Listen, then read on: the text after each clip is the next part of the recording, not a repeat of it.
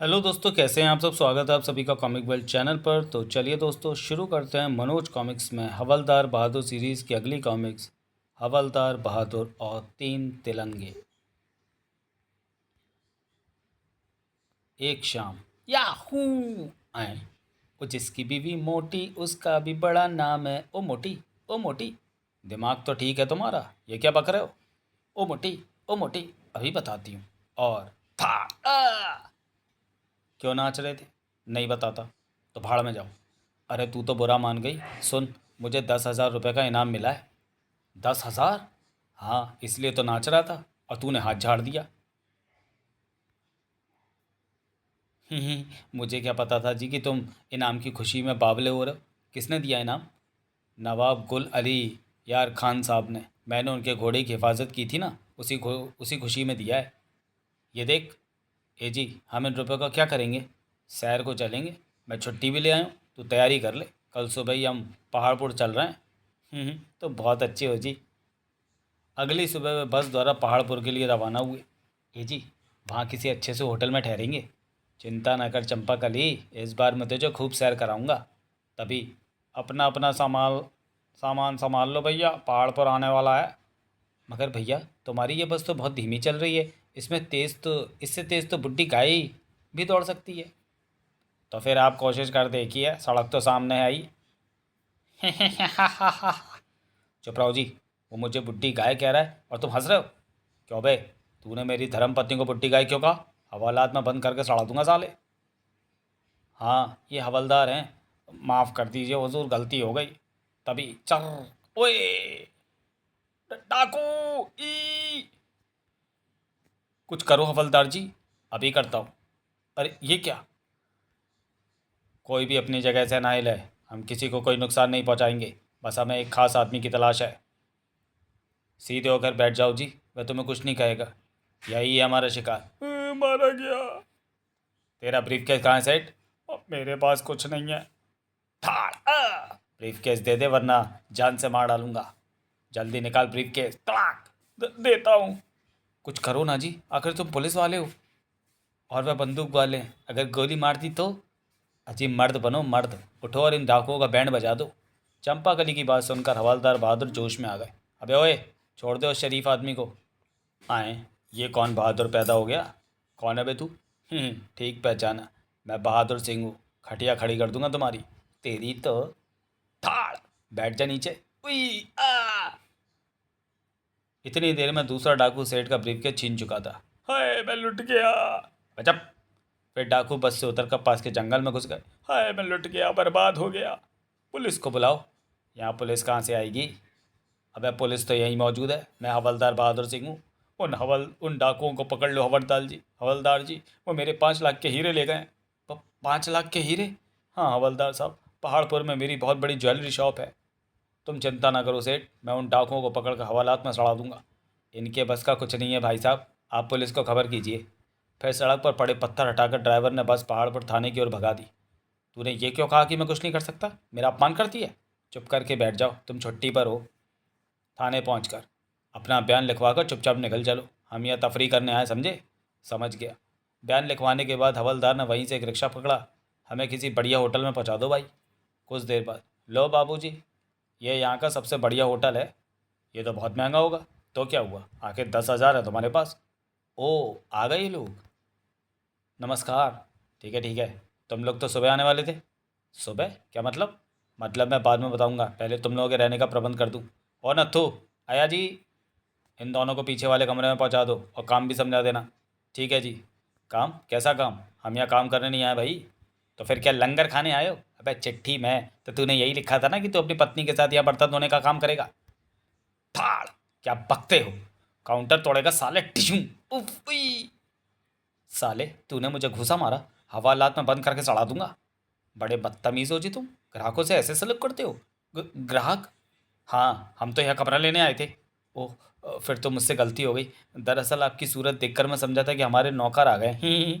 नौकर? अबे मैं पुलिस हवलदार हूँ, ये मेरी पत्नी है। क्षमा कर दीजिए हवलदार जी, मुझसे बड़ी भूल हो गई। ठीक है, हमें एक कमरा दे दो।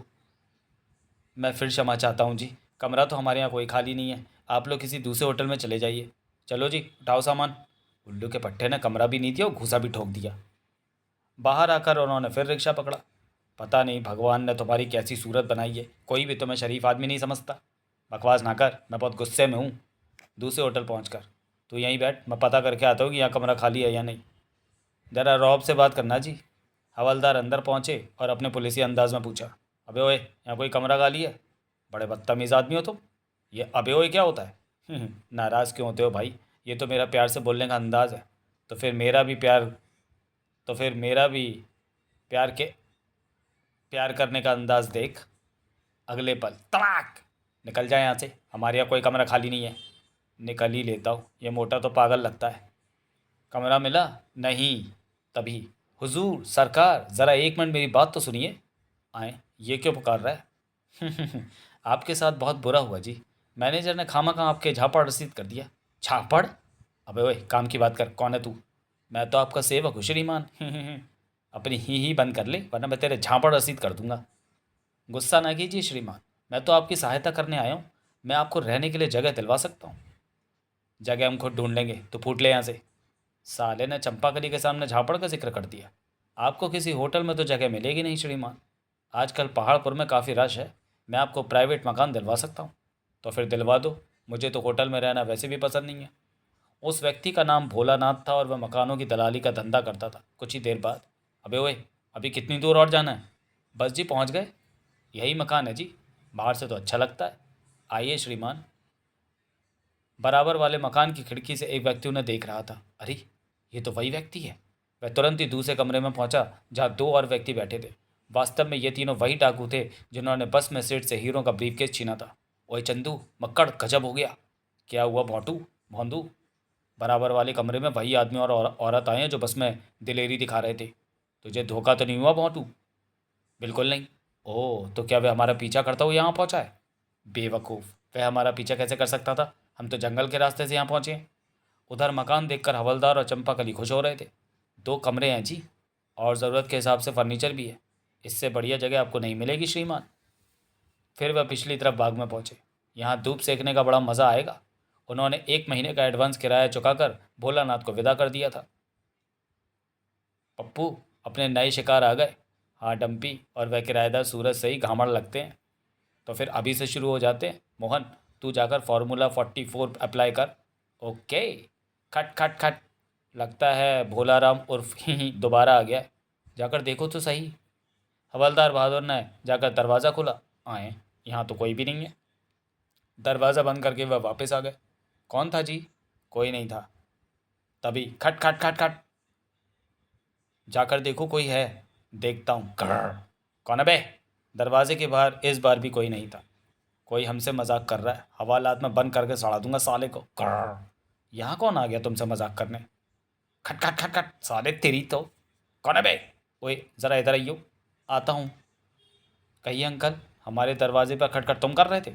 नहीं अंकल, मगर मैंने उस घर से एक आदमी को निकलकर आपका दरवाज़ा खटखटाते देखा था। अच्छा। हवलदार दरवाज़ा बंद करके वापस आए। चंपाकली, लगता है पड़ोस में कोई खुराफाती आदमी रहता है।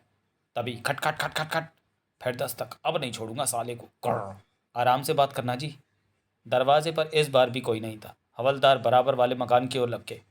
तरकीब कामयाब रही। अब देखो क्या होता है। थप थप थप थप, ओए दरवाज़ा खोलो। तभी ठिशुम आ, साले बार बार दरवाज़ा खटखटाकर चुप छुप जाता है, हड्डियाँ तोड़ दूंगा तेरी। ओ तेरी तो। वास्तव में शैतान बच्चे इस मकान का दरवाज़ा भी कई बार खटखटा चुके थे। थाड़ जो मुझसे मजाक करता है मैं उसकी हवा निकाल देता हूँ। मेरी बात तो सुनो। मगर भौंदू कुछ सुनने के मूड में नहीं था। था टिशुम, मर गया। हवलदार बहादुर की अच्छी खासी पिटाई करने के बाद अब अगर मेरे घर के निकट भी आए तो भाड़ में भून दूंगा साले। हाय रे, मार डाला इस भूंजे ने। भौंदू जब भीतर पहुंचा, कौन था? वही था। मुझे तो वह ससुरा बावला लगता है, बार बार दरवाज़ा खटखटाकर मजाक कर रहा था। मैंने भी साले को ऐसा धुना कि अब दोबारा कभी इधर का रुख नहीं करेगा। ये भी तो हो सकता है कि वह हमें चेक करने आया। चंदू ठीक कह रहा है भोंदू, हमें उस पर नज़र रखनी चाहिए। उधर ये क्या हो गया जी? दांत बंद रख वरना दूंगा एक झापड़। मुझ पर क्यों बिगड़ते हो जी? वह पड़ोसी बावला है साला, हमें उससे बचकर रहना होगा। बहुत मारा है साले ने। शाम को चंपा गली हवलदार घूमने निकले। मैं उनके पीछे जाता हूँ। चंदू उनके पीछे चल दिया। ये पुलिस स्टेशन की तरफ तो नहीं जा रहे हैं, शायद तफरीह के लिए निकले हैं। काफ़ी देर घूमने के बाद वे खाना खाने के लिए एक रेस्टोरेंट में घुस गए। ये तो बहुत बढ़िया होटल है जी, खाना बहुत महंगा होगा। फिक्र नॉट, अपने पास बहुत पैसे हैं। उनके पीछे चंदू भी रेस्टोरेंट में आ गया था और अपने लिए खाना मंगा लिया था। एक प्लेट सलाद भी ले आओ जी। खाना खाने के बाद हवलदार और चंपाकली वापस अपने घर आ गए। उनको घर में घुसता देख चंदू भी वापस पहुंचा।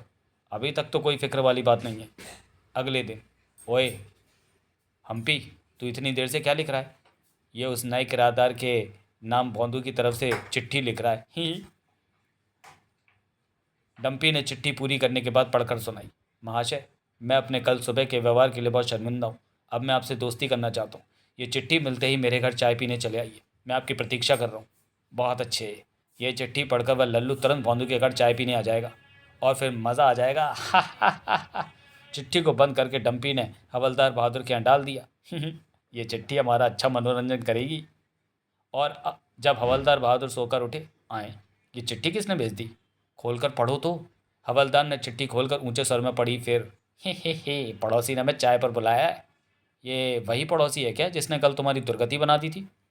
हाँ, लेकिन अब वह शर्मिंदा है। हमें चलकर उसकी चाय पी लेनी चाहिए। मुझे तो बख्शो, तुम ही चले जाओ। हवलदार बहादुर तुरंत ही चाय पीने चल दिए। आए, वह भौंदू क्या जा रहा है? अब तमाशा देखो। इस बार हवलदार बहादुर ने दरवाजे पर बहुत ही धीमे से दस्तक दी। ठक ठक।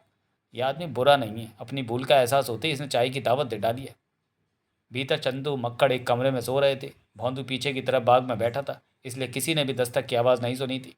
अतः कई बार दस्तक देने के बाद हवलदार ने धीरे से दरवाजे को ढकेला। अरे, ये तो खुला है, भीतर चलकर देखता हूँ। अरे, वह तो अंदर चला गया। अब तो भौंदू उसे बहुत रगड़ेगा। मगर हम वह दृश्य नहीं देख सकेंगे। अगर उसकी रगड़ाई बाहर होती तो मज़ा आता। वह पीछे बाग में हुआ, तभी दस्तक की आवाज़ नहीं सुनी। आए, मुझे बड़ी खुशी है कि तुमने अपनी गलती मान ली है। वैसे ये तुमने अच्छा ही किया, क्योंकि मैं भी बहुत खतरनाक आदमी हूँ। और अबे ओए, खतरनाक के बच्चे, पहले ये बता कि बिना आज्ञा मेरे घर में घुस घुसा। अरे, ये क्या कर रहे हो? तुमने ही तो मुझे चाय पर बुलाया था। तो ये ले चाय पी। टिशुम आ। अबे ओए, तू मेंटल है क्या? मेहमानों को मारता है। अभी कहाँ मारा है बेटा, आज तो मैं तेरी टांगें तोड़ूंगा। हवलदार बहादुर उससे बचने के लिए इधर उधर दौड़ने लगे। ओए रुक जाओ, तू मुझे जानता नहीं है। आज मैं तुझे जान कर ही रहूँगा बेटा। और पिएगा चाय? नहीं, मैं अपने घर जाऊँगा। तो चल, मैं पहुँचाता हूँ तुझे। कहाँ? तेरे घर। आई। दूसरी ओर चंपाकली बाग में बैठी थी कि ठाड़ आई। पागल हो गए हो क्या? ये कोई तरीका है घर में आने का?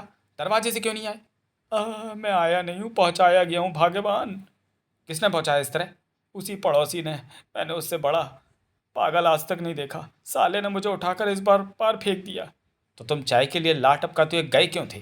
खैर, मुझे चाबी दो, ट्रंक में से अपने कपड़े निकालने हैं। देता हूँ। अरे, चाबी का गुच्छा कहाँ गया? जेब में ही तो था। कहाँ गिराया है इस गुच्छे को? उसमें हमारी सारी चाबियाँ हैं। भगवान, लगता है चाबी का गुच्छा पड़ोसी के बाग में गिरा होगा। तो जाओ लेकर आओ। मैं नहीं जाता। वह साला मुझे देखते ही आउट हो जाता है। तू जाकर ले आ। शर्म नहीं आती? पर पुरुष के यहाँ अपनी पत्नी को भेज लो, तुम खुद ही जाओ। एक तरकीब है, मैं चुपके से उसके बाग में पहुंचकर अपनी चाबियां ढूंढ लाता हूँ। कुछ भी करो, मुझे तो चाबियां चाहिए। वह साला अंदर चला गया है, चुपके से उतर जाता हूँ। हवलदार बहादुर डरते डरते धीरे से दूसरी तरफ उतर गए। चाबी यहीं कहीं गिरी होगी। घोड़ा बने हुए वे खिड़की के निकट पहुँचे। हमें आज ही वह हीरे ठिकाने लगाकर ये जगह छोड़ देनी चाहिए भोंदू। अगर हीरे हमारे पास से बरामद हो गए तो मुश्किल खड़ी हो जाएगी। हीरे? चंदू ठीक कह रहा है भोंदू। मुझे तो लगता है उसने हमें उसी वक्त पहचान लिया था जब हमने बस में सेठ जी को लूटा था। आए, ये मैं क्या सुन रहा हूँ? हवलदार बहादुर तुरंत ही चिपक कर खिड़की के पास पहुँच गए। सॉरी, खिसक कर खिड़की के पास पहुँच गए। ओह, ये तो वही ब्रीफकेस है। तो फिर ठीक है, हम आज शाम ही ये घर छोड़ देंगे। ठीक है। जोश के कारण हवलदार बहादुर चाबियों के गुच्छे को भूल ही गए थे। ये तो अंधे के हाथ बटेर लगने वाली बात हो गई है। ये तीनों तो वही डाकू हैं। ओए चंपा खली, चाबियाँ मिली? ओए चाबियाँ गई भाड़ में। मैं बस डकैती का केस हल करके आया हूँ। क्या पक रहे हो? तब हवलदार बहादुर ने पूरी बात बताई और तुरंत ही पुलिस स्टेशन आ पहुँचे। कौन हो तुम? आप मुझे नहीं जानते सर। मैं हवलदार बहादुर सिंह, रूपनगर वाला। हवलदार बहादुर? ओह, तुम्हारा तो बहुत नाम सुना है भाई। बड़े बड़े कारनामे अंजाम दिए तुमने। लेकिन यहाँ कैसे आना हुआ? यहाँ भी कारनामा ही करने आया हूँ। और फिर उन्होंने इंस्पेक्टर को लेटरों के विषय में बताया। इंस्पेक्टर तुरंत ही पुलिस दल लेकर हवलदार के साथ चल दिया। शीघ्र ही उसका दरवाज़ा मैं खुलवाऊंगा। हवलदार बहादुर ने दरवाज़ा खटखटाया। दरवाज़ा खोलने पर, साले तू फिर आ गया? हाँ, लेकिन इस बार तुम्हारे मामा जी को भी साथ लाया हूँ। तभी हैंड्स अप। ओह पुलिस! हाँ, तू क्या समझ रहा था मैं ऐसे ही तेरे घर के चक्कर लगा रहा था? बेटा मैं हवलदार हूँ, तेरी जासूसी कर रहा था।